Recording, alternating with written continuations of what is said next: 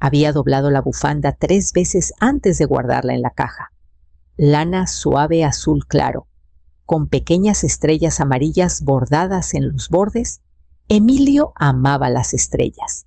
El papel de regalo era plateado con globos diminutos en relieve y lo coroné con un listón azul zafiro que se rizaba en los extremos con un toque perfecto. Coloqué el libro encima, una edición ilustrada, descatalogada, de Donde empieza el cielo, el tipo de libro que Emilio me suplicaba que le leyera 2 veces en una noche.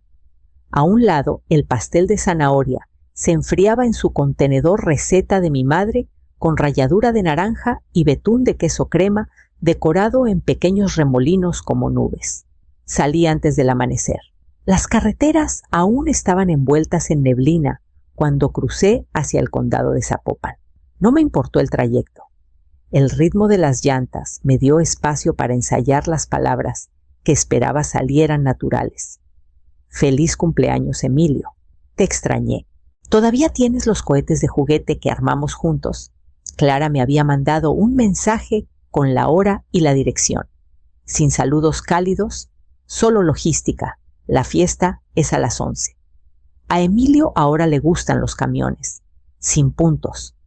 Pero era algo. Después de 3 años de silencio, me permití creer que tal vez esto era un nuevo comienzo suave, como quien pisa con cuidado. La casa se alzaba imponente al final de una calle sin salida perfectamente arreglada. Estacioné a unos pasos para no abarrotar la entrada. Me ajusté el suéter, levanté el pastel y llevé la caja de regalo hasta los escalones. Ya se escuchaban risas de niños desde el patio trasero.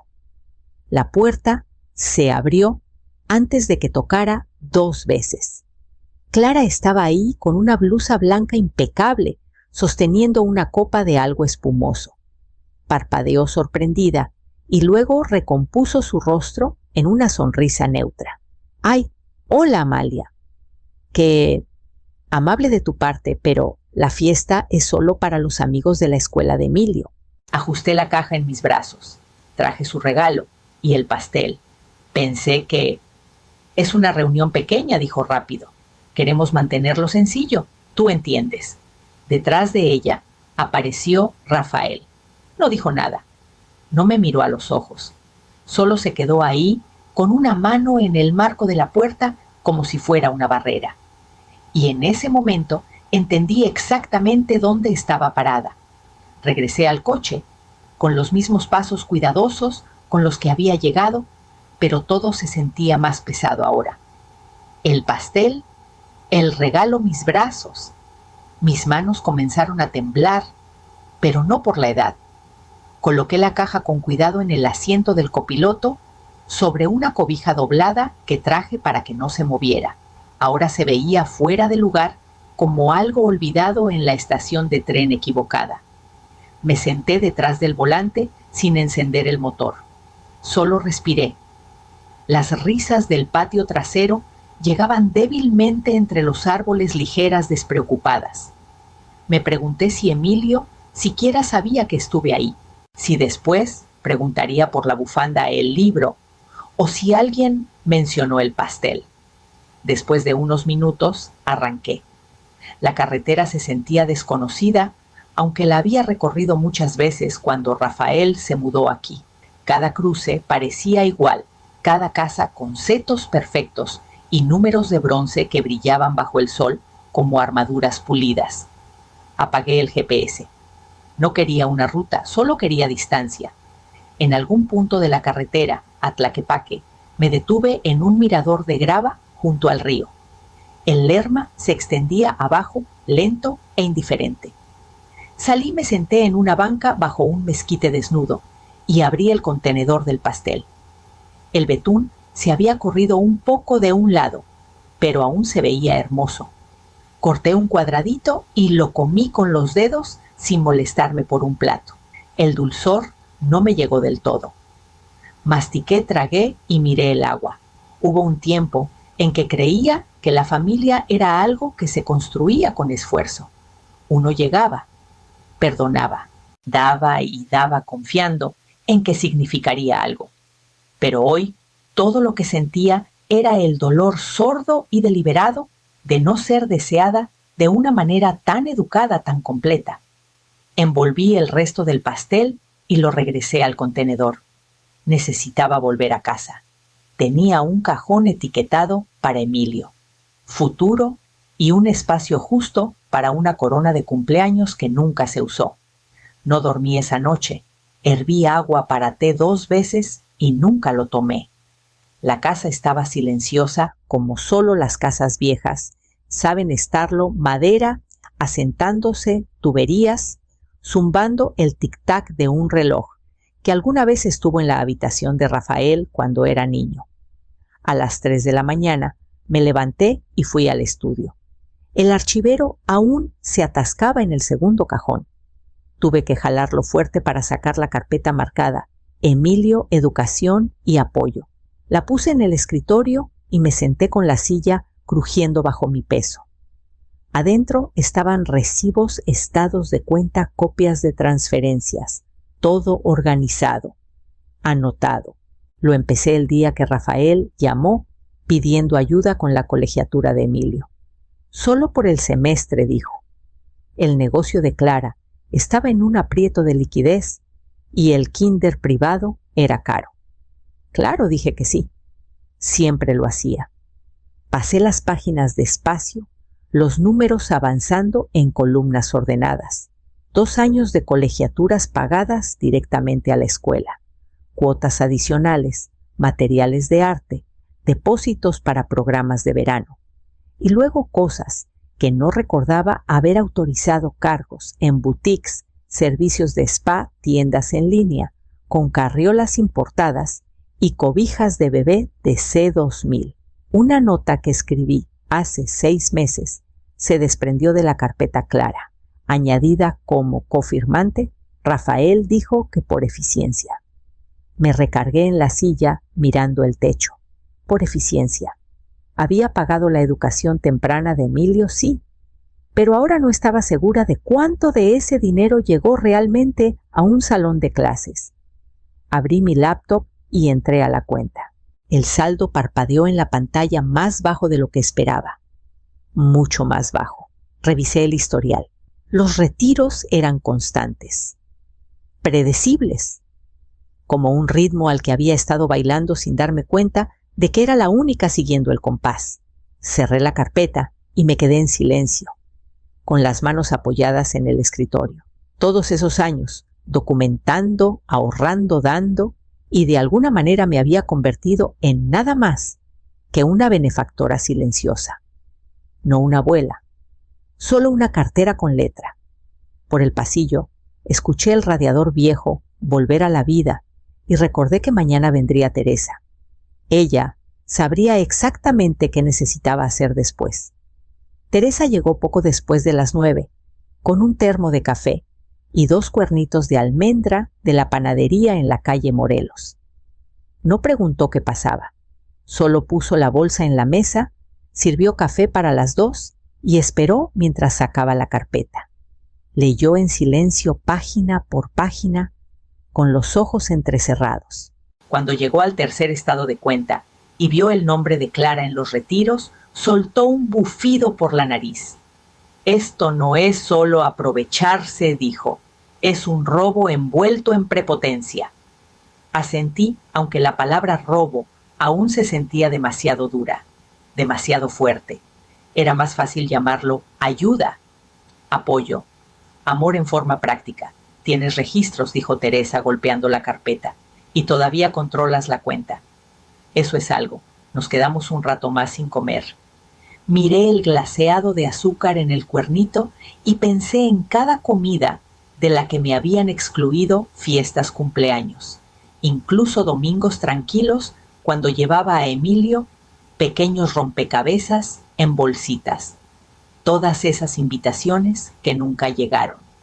Pero los pedidos de dinero siempre llegaban puntuales y precisos. Le conté a Teresa sobre la boda. Cómo me sentaron junto a la florista del lugar mientras la familia de Clara brindaba con champán francés. Le conté sobre el baby shower, donde me pidieron por favor no traer nada hecho en casa para no desentonar con la estética. Aún así, llevé baberos bordados a mano y nunca los volví a ver. Pensé que si seguía apareciendo, eventualmente me dejarían entrar de nuevo, dije en voz baja, como si el amor fuera una puerta que podía volver a abrir si tocaba lo suficiente. No respondió. Solo estiró la mano sobre la mesa y apretó la mía. Esa tarde, después de que Teresa se fue, me paré frente al cajón, etiquetado Planificación Patrimonial, y lo abrí. No lo había tocado desde que Emilio entró a la escuela. Ahí, aún sujetado a una pestaña amarilla, estaba mi testamento. Respiré hondo, lo saqué y tomé un bolígrafo. El bolígrafo se sentía más pesado de lo que recordaba. Taché el nombre de Rafael despacio, apretando más con cada trazo, hasta que la tinta se filtró un poco a través de la página. Luego, pasé a la siguiente sección y escribí con cuidado Emilio Vargas, beneficiario único con condiciones. No era enojo lo que guiaba mi mano, era claridad. Por primera vez en años podía ver dónde terminaba yo y dónde comenzaba la versión de mí que ellos habían creado. Me había convertido en alguien cuya presencia era inconveniente, pero cuyo dinero era bienvenido. Esa versión de mí no necesitaba seguir existiendo. La abogada con la que trabajé, Carmen Roldán, todavía tenía su despacho frente al juzgado en el centro de Guadalajara. Llamé a su oficina, expliqué los cambios que quería y agendé una cita para la semana siguiente. Su asistente sonó cálida, eficiente, sin preguntas. Esa noche volví a entrar a la cuenta de educación. El número me miró aún más bajo, tras otro retiro automático que no autoricé. Revisé las configuraciones y cancelé el acceso de Clara con un solo clic. Luego redacté un correo a la escuela. Por favor, tengan en cuenta que no realizaré más pagos de colegiatura a nombre de Emilio Vargas después de este semestre. Atentamente, Amalia Vargas. Lo leí 2 veces. No era vengativo, no era dramático. Era un límite trazado como una línea en cemento fresco, del tipo que se endurece con el tiempo. En la cocina lavé las tazas de café de esa mañana. La ventana sobre el fregadero mostraba mi reflejo superpuesto al cielo nocturno. Mi rostro se veía cansado, sí, pero firme. No me inmuté. Abrí el cajón junto a la puerta, donde guardaba llaves de repuesto y sobres viejos, y saqué el archivo marcado Cabaña, Sierra de Tapalpa. Rafael siempre asumió que sería suya algún día. Solía hablar de remodelarla, rentarla, construir una terraza para aumentar su valor de inversión, pero el título seguía a mi nombre, intacto, esperando. Llevé los papeles a la mesa del comedor, encendí la lámpara y comencé a redactar una nueva cláusula. La cabaña en la Sierra de Tapalpa estaba en 3 hectáreas de pino justo al oeste de Tapalpa. Mi difunto esposo Anselmo y yo la compramos el año en que Rafael cumplió 5. Él pasaba fines de semana enteros ahí recolectando piñas y dibujando constelaciones en papel bond. En ese entonces, el lugar olía a cedro humo de leña y tortas de atún envueltas en papel encerado. Rafael siempre asumió que sería suya, hablaba de ella como si ya lo fuera. Cuando arregle el segundo piso, decía, o una vez que ponga una terraza, la podremos rentar en temporada de esquí. Nunca lo corregí. En ese momento parecía más fácil dejarlo soñar. Pero el título siempre estuvo conmigo. Sin cofirmantes, sin herederos declarados. Puse los papeles de la cabaña junto a mi testamento actualizado y saqué una hoja de papel nuevo. Los términos del fideicomiso tomaron forma lentamente. La cabaña se mantendría hasta que Emilio cumpliera 21 años. Solo se transferiría a él si seguía una educación en arte servicio público o literatura. No para limitarlo, sino para honrar lo que ese lugar había sido. Un espacio donde la curiosidad bastaba, donde las historias importaban. Pensé en la última vez que Emilio y yo leímos juntos. Él tenía 4 años acurrucado a mi lado en el sofá de la cabaña con una cobija de lana y una taza astillada de chocolate caliente. Hicimos animales de sombra en la pared hasta que se quedó dormido. Ese recuerdo vivía en mi cuerpo como una flor prensada. Terminé de redactar la cláusula y la firmé con cuidado deliberado. A la mañana siguiente llamé a la oficina de Carmen y pedí añadir una estipulación de propiedad al testamento. Su asistente me dijo que podían incluirla con la actualización ya programada, sin problema. Agradecí y colgué. Antes de guardar los documentos, puse una pequeña nota encima para Emilio. Algún día, luego lo deslicé todo de vuelta en la carpeta, aseguré el lazo y lo guardé con los demás. Esa tarde, mi teléfono vibró con un número desconocido.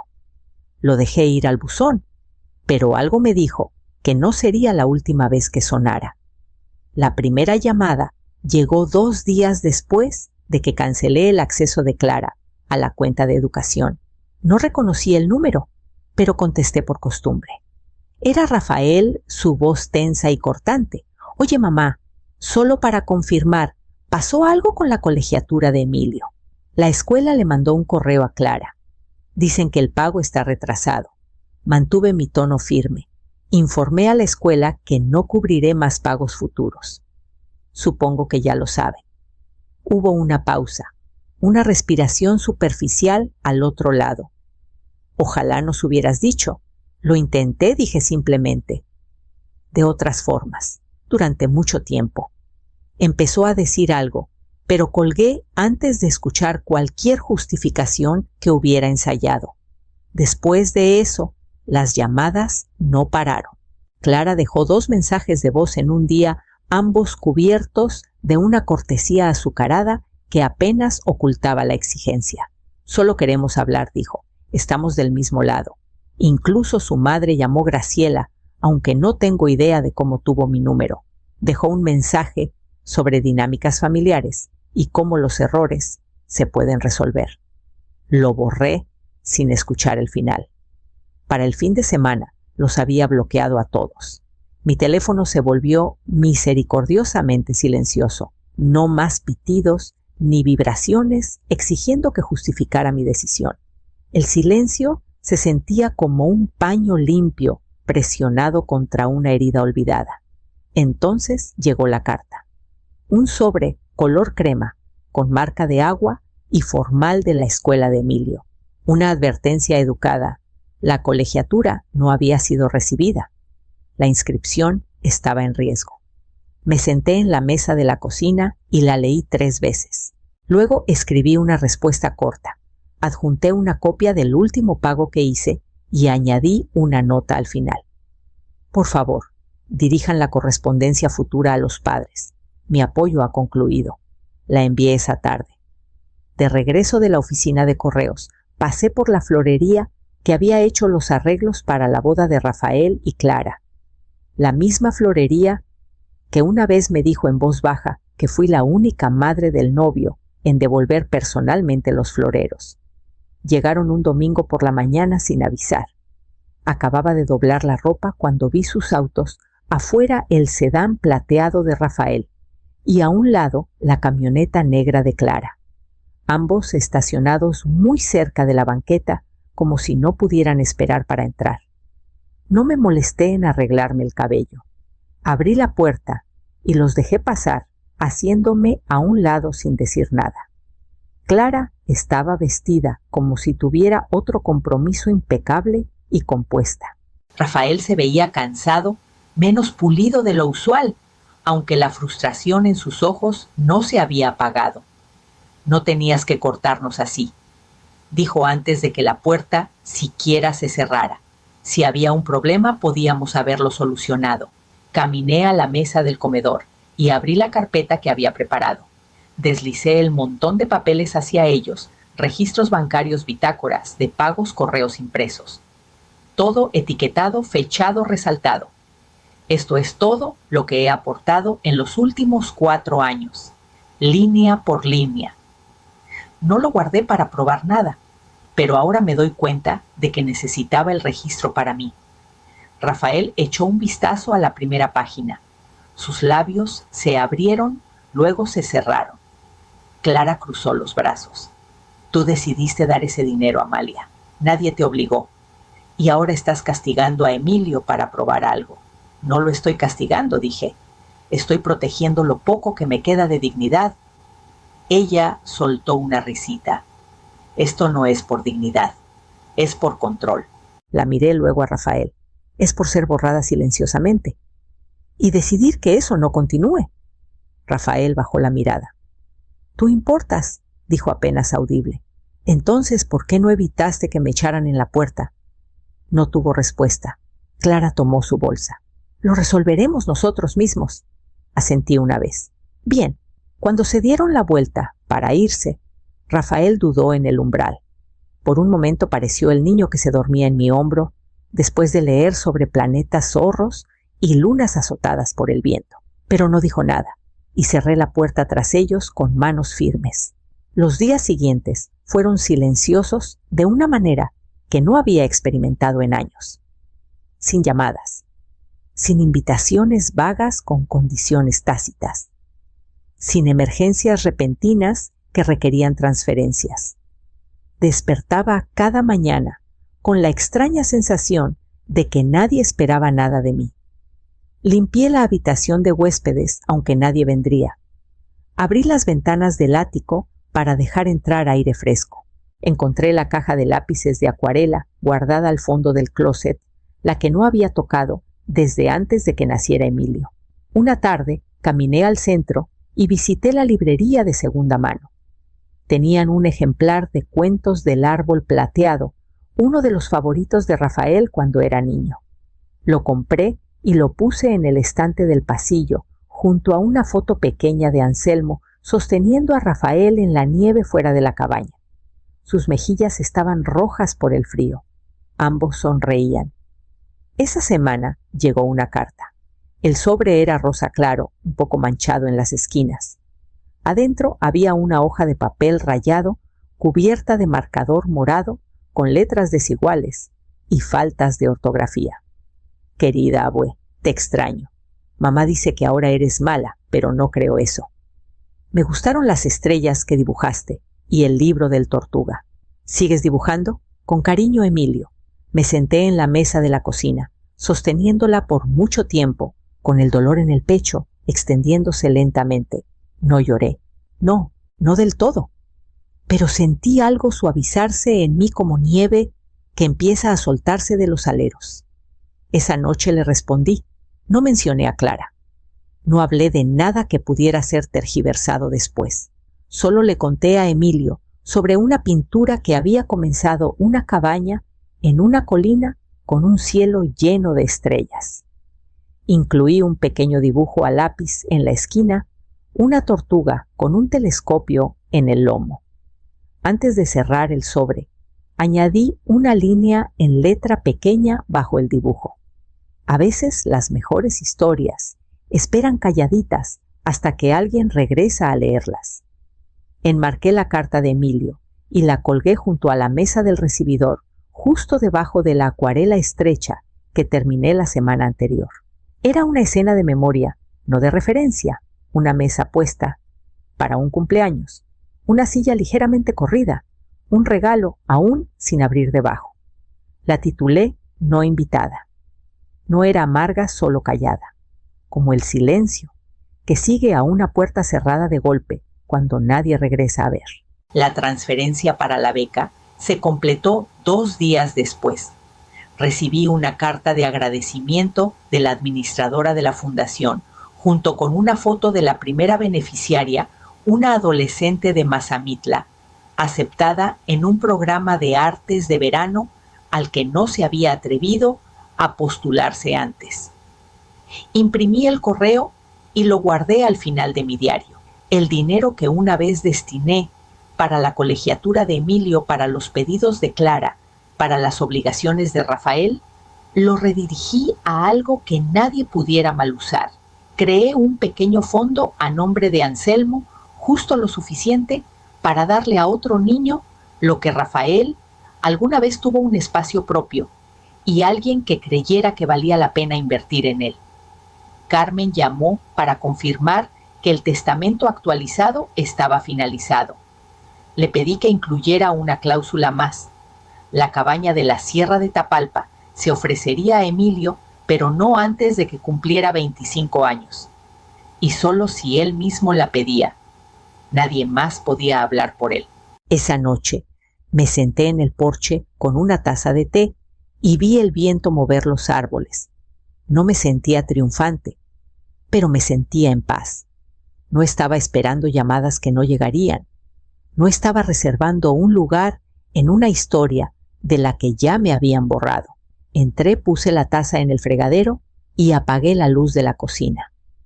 En el refrigerador estaba el dibujo de Emilio de una tortuga con casco de astronauta, sujeto con un imán junto a la lista del súper. No había dejado de ser la madre de Rafael, pero había dejado de esperar que él me viera, y eso finalmente era suficiente.